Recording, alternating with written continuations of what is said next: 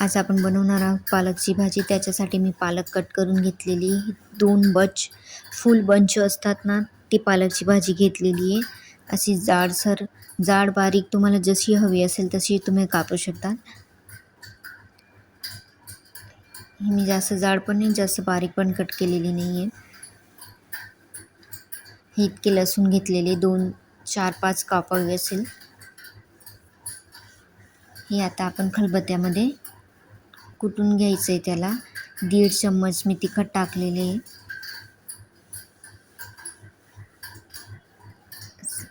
जास्त टाईम नाही लागत, त्याला लगेच कुटलं जातं. आता आपण गॅस चालू केलेले आहे, कढई ठेवलेली, त्याच्यावर मी गॅसची फ्लेम फुल ठेवायची आहे. 1.5 पळी तेल टाकलेलं मी त्याच्यामध्ये.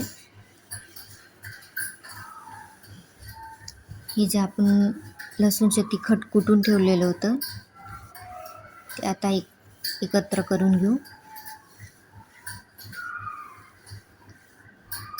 हे तेल जरा जास्त गरम होऊन गेलं होतं, मी गॅस बंद करून दिलेला आहे. नंतरून तिखट टाकलेलं आहे. जास्त गरम तेलमध्ये तिखट टाकलं तर ते जळून जाईल. आता हे मी भाजी टाकून दिली, तिखट टाकलं, भाजी टाकली. आता गॅस परत चालू करून घेते, नाही तर ते तिखट पण जळून गेले असते आणि भाजी पण जळून गेली असती. म्हणून मी गॅस बंद करून दिला होता. तेल जर जास्त गरम झालं तर त्याच्यामध्ये लगेच टाकायचं नाही तिखट, नाही तर ते जळून जाईल आणि त्याची टेस्ट पण लागणार नाही. आता हे आपण मिक्स करून घेतलेले जी उरलेली भाजी होती आपली ते टाकून घेतो त्याच्यामध्ये. सगळीच भाजी एकत्र करून टाकून घेतलेली. आता आपण चाळून घेऊ.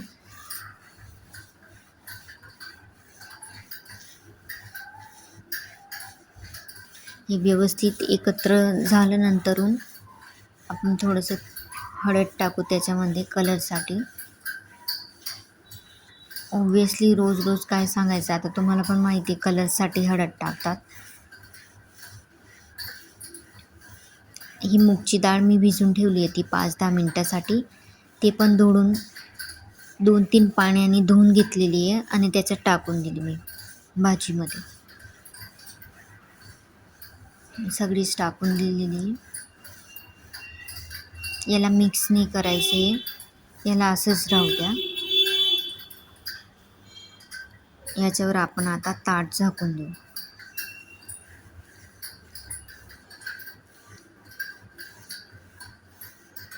थोडंसं मीठ टाकू म्हणजे लवकर शिजेल ती डाळ. पण डाळलाच थोडासा टाईम लागेल, भाजी तर लगेच शिजून जाईल. भाजीला नाही टाईम लागणार.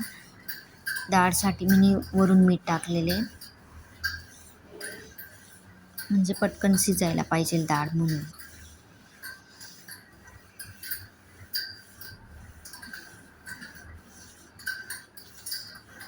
आता बघा, ही मी ताट झाकून दिलेलं आहे आणि त्याच्यामध्ये 1 ग्लास पाणी टाकून देऊ.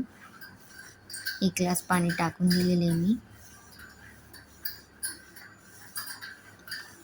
गॅसची फ्लेम मीडियम टू हाय ठेवायची. मीडियम करून दिली.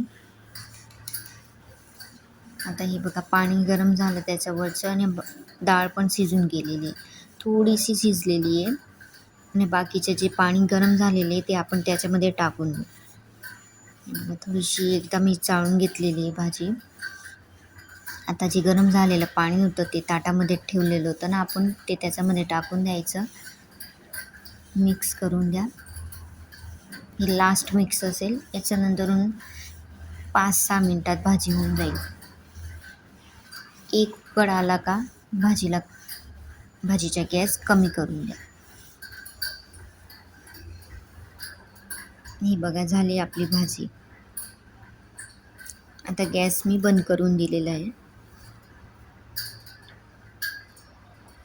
आता आपण ही भाजी बाउलमध्ये काढून घेऊ. हे बघा, दिसते ना छान, टेस्टी पण दिसू राहिली आणि सोपी पण आहे.